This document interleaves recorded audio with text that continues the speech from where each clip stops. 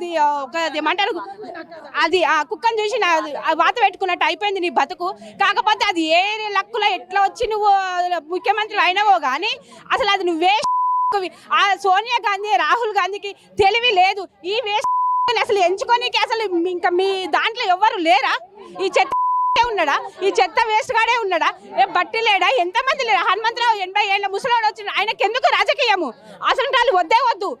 రాజకీయం అంటే ఏంది? మంచిగా యూత్కి ఉండాలి, తెలివితేటలు ఉన్నాడు ఉండాలి. వీడికి ఏం తెలివి ఉందని ఎప్పుడన్నా అసలు మేము చూసామా వీడిని? పోనీ ఇన్ని మీటింగ్లలో వచ్చినాడు, కాంగ్రెస్ దాంట్లో వచ్చినాడు, ఒక్క రోజు కూడా ఆయన చూడలేదు. డైరెక్ట్ వచ్చినాడు. ఈయన మన కాంగ్రెస్ ప్రభుత్వంకి ఈయన లీడర్ అంటే ఈ తెలంగాణ కంటే పీస్ అధ్యక్షుడు అంటే అది మాకు అప్పుడు తెలిసింది కాబట్టి అసలు మేము ఈ హైదరాబాద్కి ఓటే లేదు. వాడికి ఓటు కూడా ఒక్క ఓటు వేయలేదు.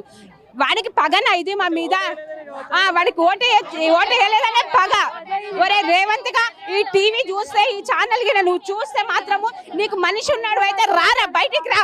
ఏ పబ్లిక్ లో ఏ పోలీస్ ప్రొటెక్షన్ లేకుండా రా.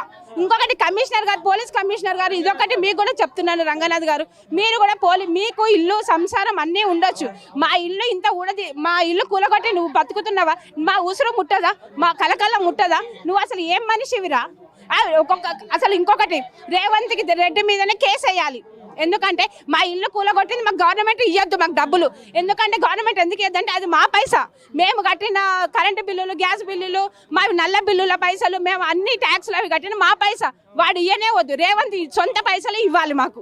ఒకవేళ ఇల్లు పోయిన వాళ్ళు మూసి అంతా ఆక్రమించుకొని కట్టుకున్నారని చెప్పేసి అంటా ఉన్నారు. ఎంతవరకు వాస్తవం? మా గురించి చెప్తలేను, మా మూసి ప్రజల వాసుల గురించి, న్యూ తులసిరామ్ వాళ్ళ గురించి ఇప్పుడైతే ఎవరైతే కూలగొట్టినారో ఒకవేళ వాళ్ళు ఈ ఛానల్ ఇలా చూస్తే వాళ్ళందరూ డైరెక్ట్ రేవంత్ రెడ్డి మీద కేసేయండి. మా డబ్బులు గవర్నమెంట్ ఇవ్వద్దు, మాకు రేవంత్ రెడ్డి ఇవ్వాలి, రంగనాథ్ గారు ఇవ్వాలి.